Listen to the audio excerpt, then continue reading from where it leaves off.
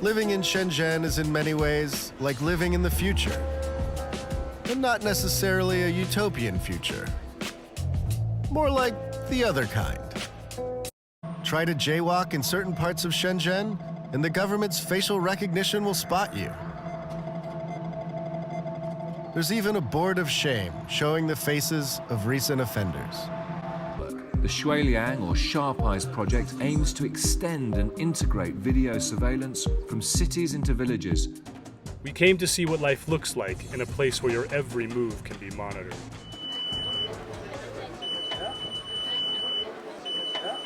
To be in Xinjiang means being checked every day, multiple times a day. When you go to a market, when you drive a car, when you take a train, even your smartphone is checked.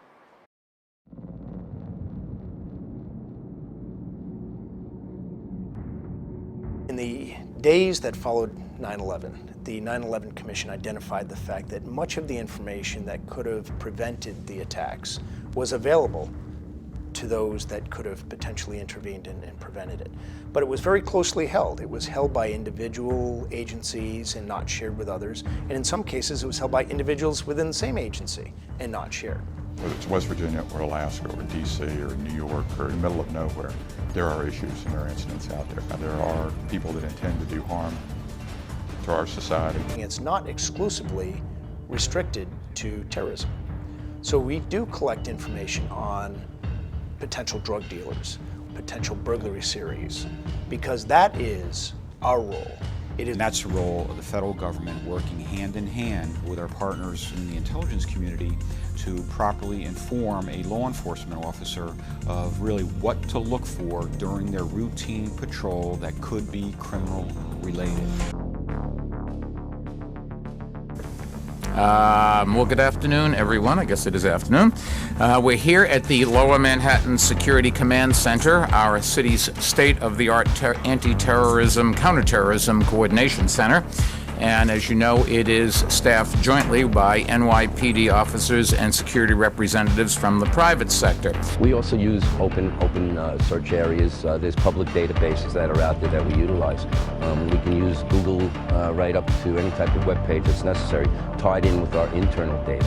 Link analysis we utilize, again, to see the associations and the connectivity of exactly how these people that are involved in the incident may be associated, and this way get closer to solving the crime.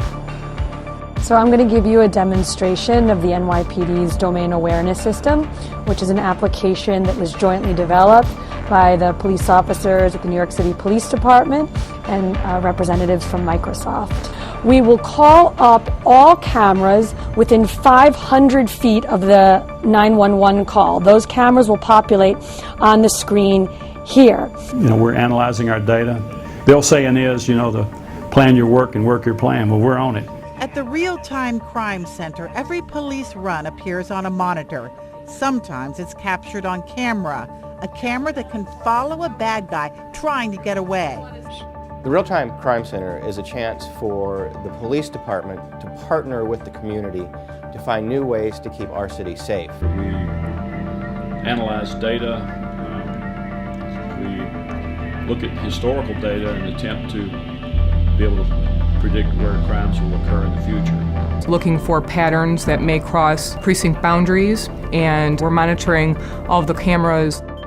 In the new Strategic Decision Support Centers, district personnel, as well as crime analysts from the Chicago Police Department and the University of Chicago, are able to monitor developments and gang conflicts in real time. The built-in analytics back ends are right there on the user interface.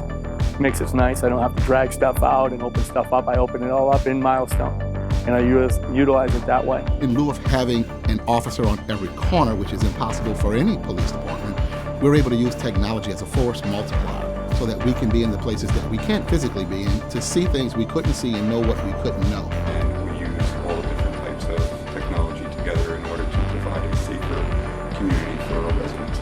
It's definitely going to have an impact on a decrease in our crime rate. Being able to adapt the technology to common police practices that will enhance officer safety. I think London has 500,000 cameras, and we're just getting started, Rob.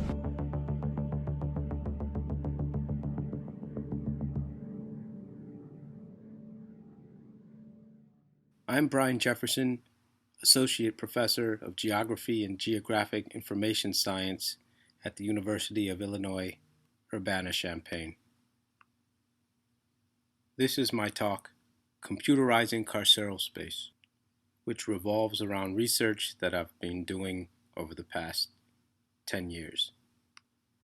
One of the main points in my research is that the convergence of mass criminalization and digital technology is transforming the geography and the functions of carceral governance, especially in cities. I argue that the old input-output model of criminal justice, which begins with a police officer apprehending a suspect, the suspect being found guilty and charged in the courts, the offender serving a sentence or paying a fine, and then the release of an ex-offender back into civil society, is slowly and quietly being replaced by a newer model thanks to digital technology. Rather than conceptualizing mass criminalization and the carceral state through the traditional diagram of the different bureaucratic agencies in criminal justice, my main argument is that we should look at a different diagram, in specific, the network form and computer networks, to understand how carceral governance is being administered and to think of new strategies and tactics for decriminalization, decarceration, and abolition movements. In thinking about the relation between criminal justice, urban space, and social control, we might start with the industrial city. We might think back to the great industrial armies in places like Chicago, Detroit, Cleveland, or Pittsburgh. The latter part of the 19th century saw these cities transform in multiple ways. The built environment transformed through the construction of large public housing tenements and massive factories with all of their environmental implications. There was also influxes of the so-called new immigrants from Eastern and Southern Europe, as well as Germany. These immigrants provided a source of cheap labor for factories, often evidenced by the immigrant and first-generation children who worked in the workforce. The University of Chicago's famous urban ecologists were at the forefront of trying to understand the relation between industrial urbanization and social deviance. The image you're looking at is Ernest Burgess's concentric zone model, which described Chicago in terms of 5 rings. Most important for us, Zone 2. This was the zone where many poor immigrants and factory workers resided, as well as most of the city's homeless population and indigent. The urban ecologists argued that Zone 2 was a breeding ground for deviance for a couple of reasons, including ethnic heterogeneity and the fact that there wasn't one single universal moral system in the zone. They also argued that urban life eviscerated many of the cultural and moral norms that defined these immigrant populations on the other side of the Atlantic.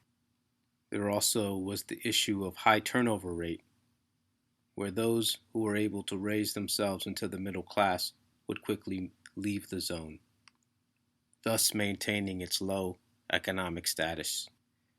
These and other factors contributed to producing and maintaining an intrinsically high crime and high delinquent area of the city. When we turn attention to city officials and police departments during the last part of the 1800s and the early 1900s, we see who were considered the most dangerous or problematic deviants. These included juvenile delinquents, whose parents were overwhelmingly foreign born and whose liminal status between immigrant and long settled American led to anomie or a lack of ethical standards that characterized wider society. These youth were also seen as predisposed to joining gangs and committing all types of vice.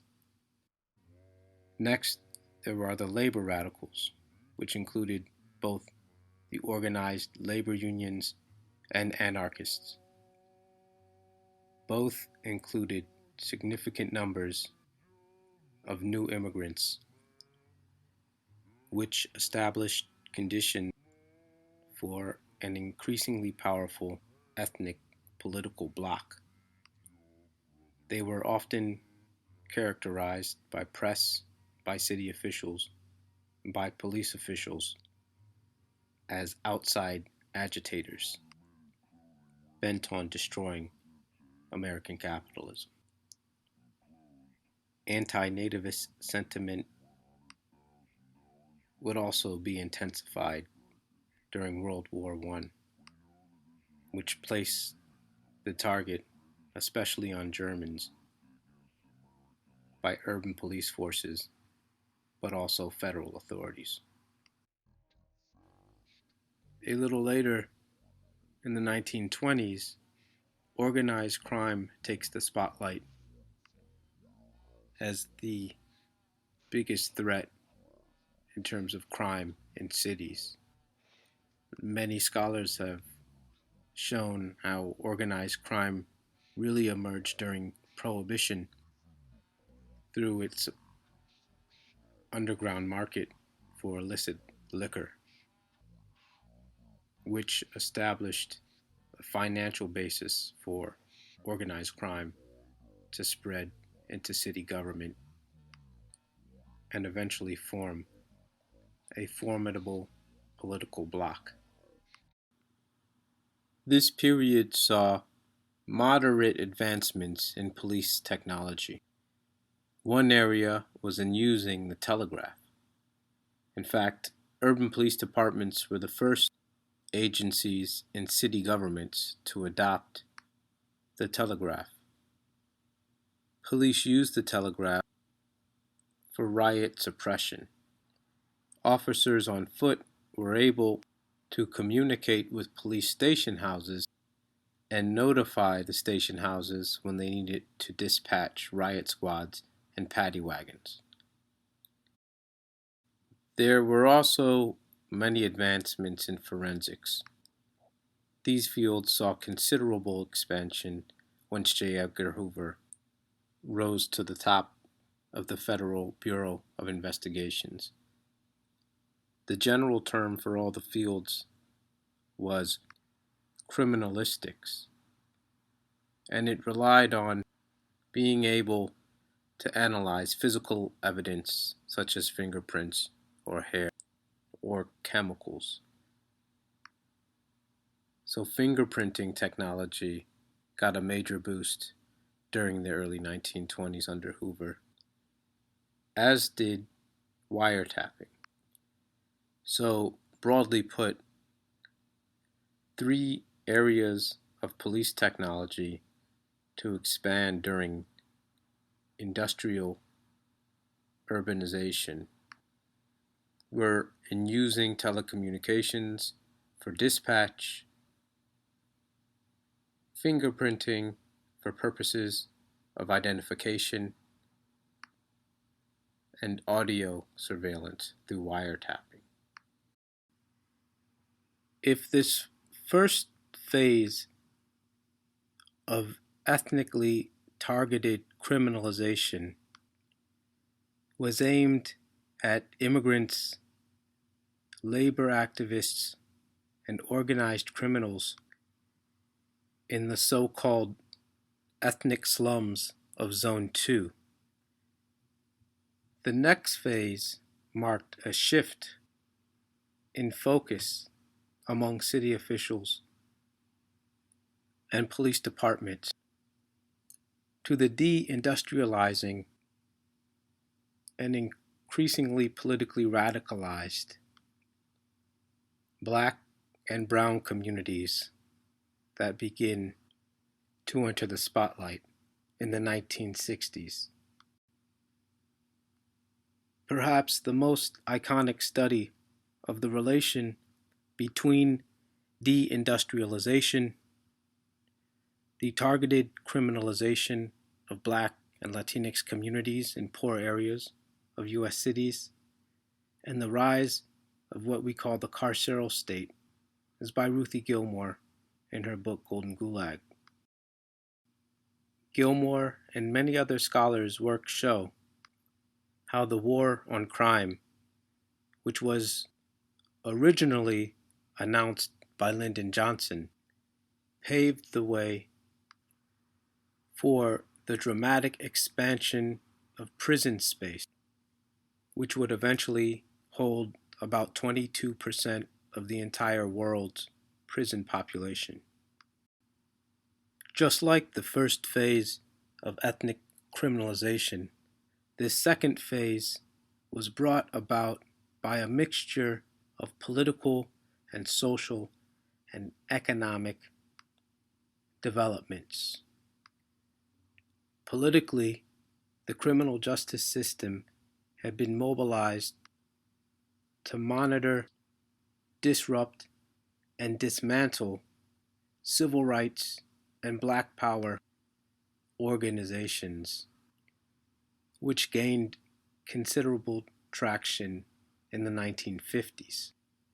This political repression, combined with the economic hardships brought about by deindustrialization and the contraction of social welfare due to the declining tax bases in many northern cities, thanks to white flight to the suburbs and the relocation of industrial corporations.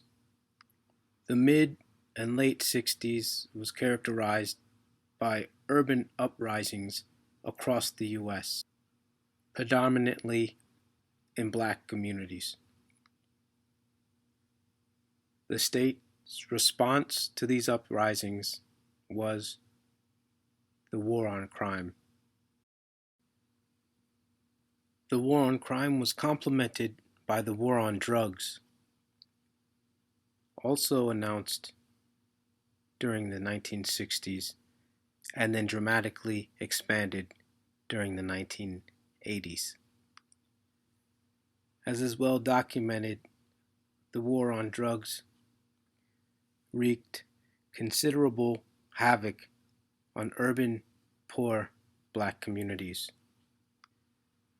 On one hand, it did not stop the flow of illegal drugs into American cities, and on the other, its harsh penalties, principally imprisonment, led to a state of mass incarceration. By the end of the century, a staggering 1 out of 3 of every Black males will have served a prison sentence in some time of his life. 1 out of 6 Latino men, and 1 out of 18 Black women, which would account for a larger population of inmates than any population of inmates in a Western European country.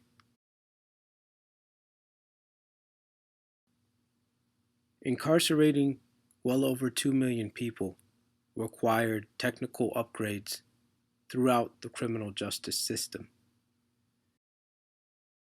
For police one of the chief inventions was Computer Assisted Dispatch, or CAD, which helped route patrol vehicles according to 911 calls. The courts saw software such as Promise, or Prosecutors Management Information Systems, to help prosecutors track and organize caseloads. Prisons saw telecommunications firms installed payphones with voice recognition software. Electrical engineers assisted prisons in installing automated locking systems. The use of surveillance cameras increased, which fed live feeds into control rooms. Offender managed databases helped prison administrators decide cell arrangements based on multiple factors, including offense, disciplinary record, but also ethnic background and psychological profile. In short, the panopticon was becoming automated through technologies that, at least in theory, could be exported from prisons out into urban environments. This brings us to what I argue is our contemporary phase of carceral governance and mass criminalization in urban contexts in the United States. We saw the first phase was defined by criminalized ethnic groups, labor radicals, and organized criminals in the context of the industrial city. There we saw the development of new policing technologies to help identify and intercept criminals, mostly through forensics and telegraph and eventually telephone technology. The second phase we saw was characterized by criminalized Black and Latinx people in the deindustrializing city. Here, political radicals, civil rights activists, and the poor and indigent were the main targets of the criminal justice system. The scale of the war on crime and the subsequent war on drugs saw the mass construction of prison space and the development of technology that helped optimize the management of prisoner populations.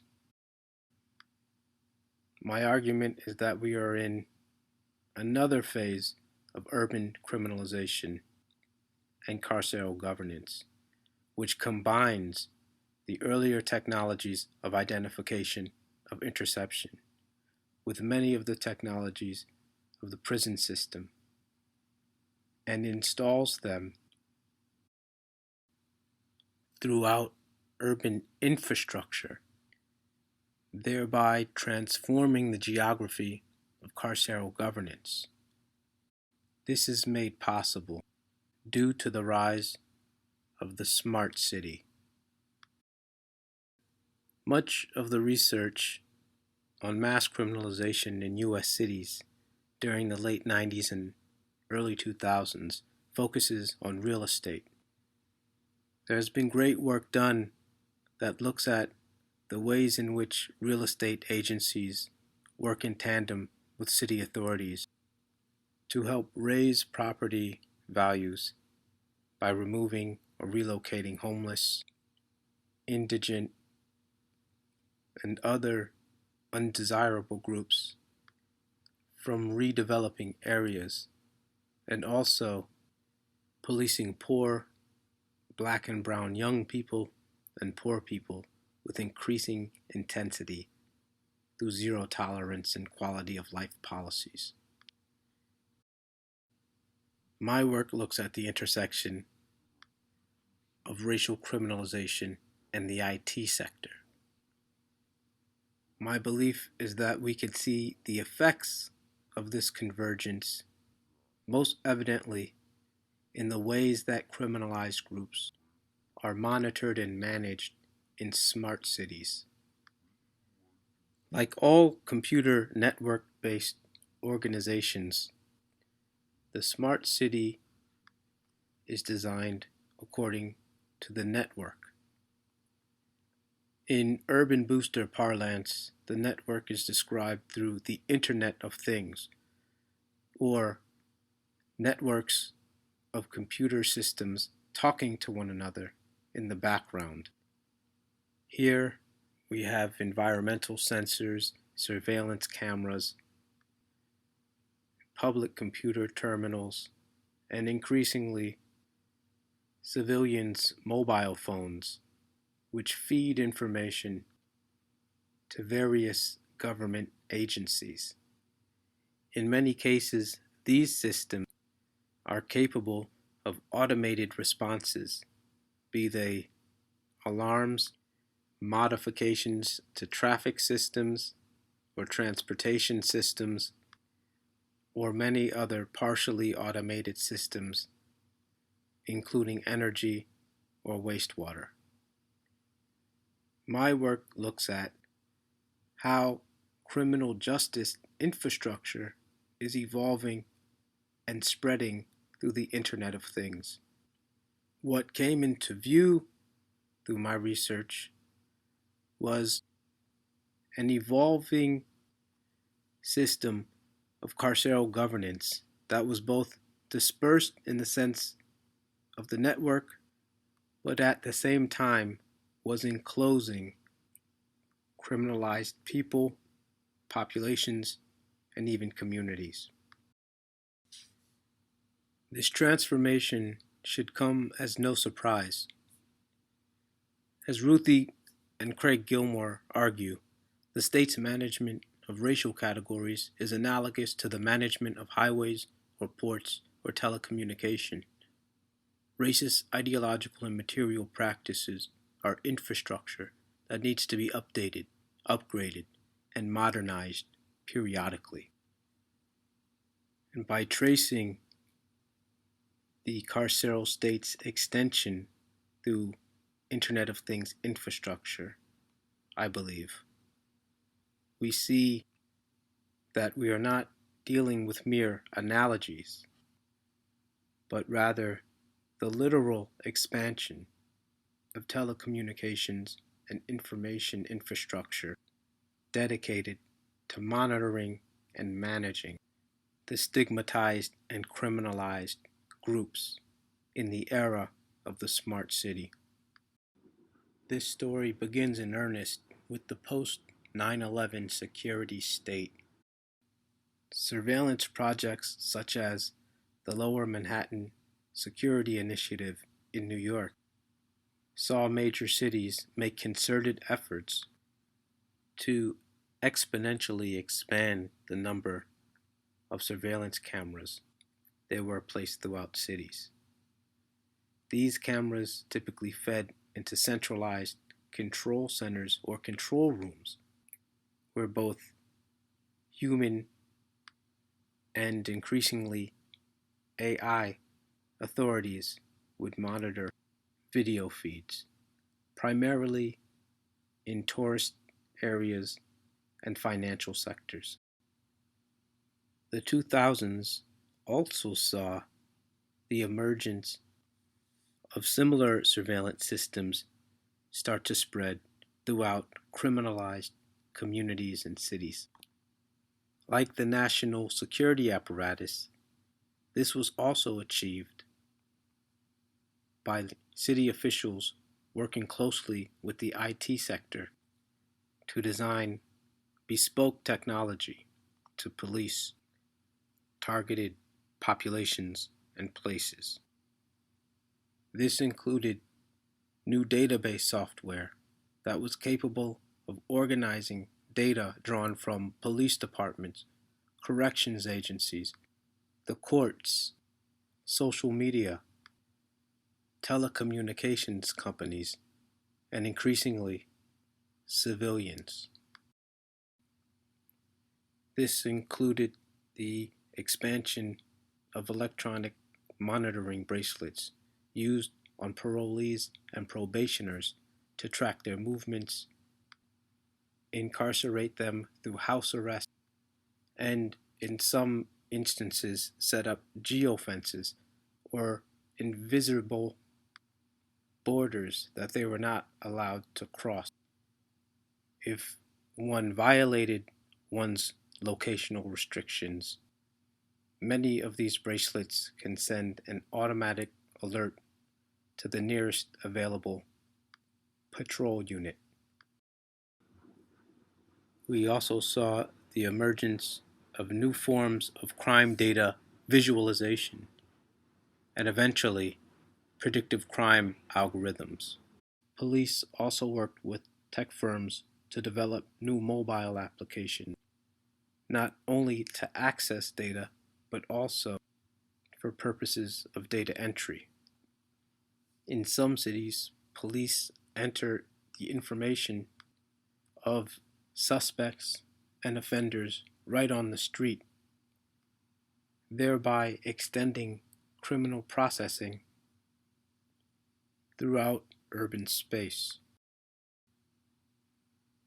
Police have also worked with telecommunications firms to build or expand fiber optic cabling networks, to transfer heavy video payloads, and analyze the video with analytic software.